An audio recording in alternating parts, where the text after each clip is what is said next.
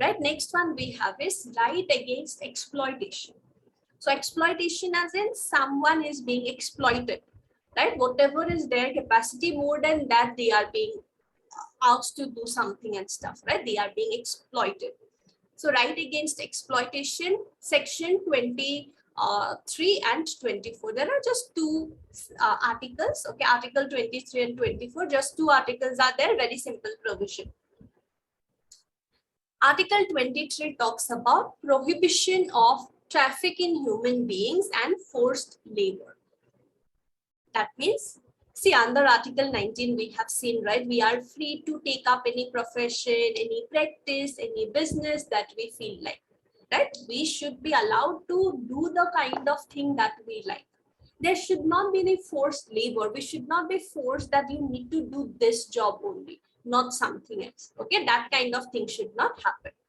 Plus, there should not be traffic in human being. Traffic in human being also we see, right? From one place, person is taken to some other immoral traffic, right? Person is taken to another state. They are put in some kind of forced labor, slavery, prostitution, and all that stuff. These things also should not happen. That is what Article 23 talks about. All right. Yes, ma'am. Traffic in human beings, beggar, right? Beggary and all also are very much common, and other similar forced labor are prohibited.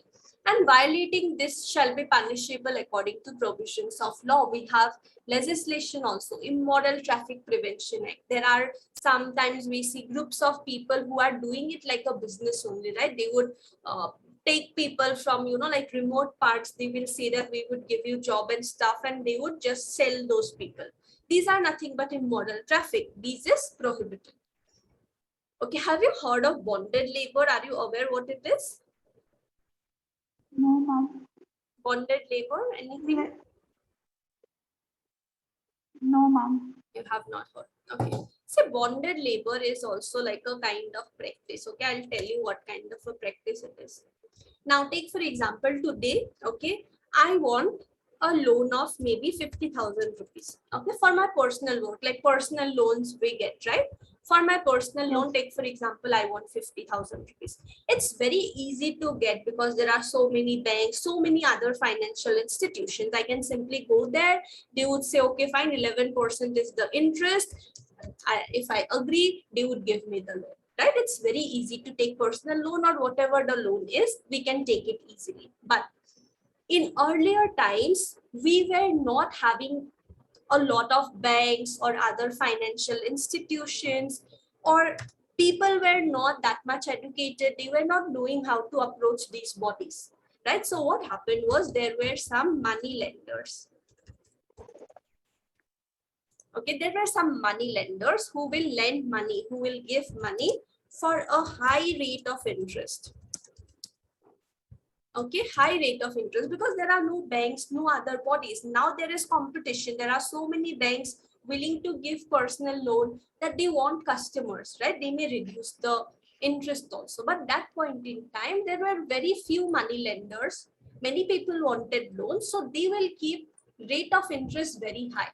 All right, take for example, they will say maybe 29% of interest you need to give. Okay, so if I happen to take 50,000 rupees loan, okay, first of all, why am I even taking a loan? Because I don't have enough money with me, first of all, right? I took the loan. On top of this, they are charging 29% interest. So finally, this amount would become some lakhs.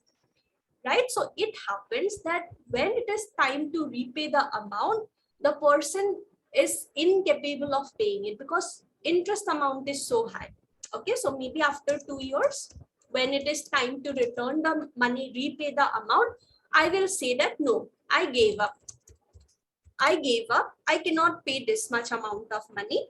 So what I will do rather is I will work for you. Okay, I cannot pay you money, but I will work for you. I will do some work for you for free, or maybe for some negligible amount I will work. But even if I'm working here, then I will say that, okay, when I have done enough of work, when you have recovered that much amount of money, then you can let me go. But I will be working, and this 29% interest would be added. So I cannot complete, or I cannot repay this loan in my entire lifetime, because interest was again added and added only. Okay, so what happens is, after my lifetime, okay, once I die, my next generation people will also be forced to do the same thing. Okay, this money lender will say that your next generation people also should work for free for me, because your loan is pending. Okay, so this thing would continue for generation after generation, and this is nothing but bonded labor. Okay, the generation after generation, they are working for free in order to repay one loan which is practically impossible to repay. This is nothing but bonded labor. Okay, is it clear? Yes, ma'am. And this system was so much prevalent that this legislation was brought. It was said that this is like very much illogical, this should not happen. Okay, and this legislation said that we are introducing this in 1976. Whether you entered into a bonded labor thing before that, after that, it is illegal. You should stop practice of bonded labor from 1976 onwards. If not, you will be punished. That is how this entire system was abolished. So this is also nothing but exploitation only, right? Someone took a loan, generation after generation, you are making their, like next generation people work. What is it? It's nothing but exploitation, right? So Article 23 prohibits such kind of forced labor, exploitation, etc. Is it clear? Yes, ma'am.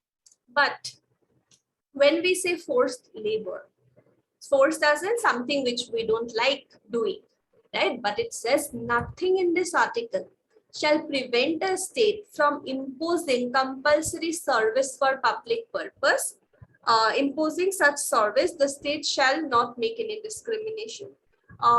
You would see during elections, okay, government officials who are working in government department, you will see they are sent for election duty. They will be said that you are allotted this election duty, you need to perform it. You don't have the option. That is nothing but compulsory service. You can't take a decision. You can't say that I don't like elections, I will not go. You don't have any option. This is nothing but compulsory service. So if someone is given an election duty, that person cannot say my Article 23 is being violated, because state can impose such an obligation, because sometimes it might be necessary for public purpose like elections. During COVID-19 also, we have seen many public officers were assigned so many duties, right? These are nothing but not a violation. State is allowed, but otherwise these kind of practices are prohibited. It is something which is not right. Okay. Yes, ma'am. This is Article 23, prohibition of traffic in human beings, forced labor, because it is nothing but exploitation of people. Next is Article 24 that talks about prohibition of employment of children in factories, etc. For children, government is providing free and compulsory education, right? That they should go take their education and stuff. So prohibition of employment of children is very much important, that they should be sent to school so that they can take education. They should not be sent to the industries or factories where they are doing hazardous work.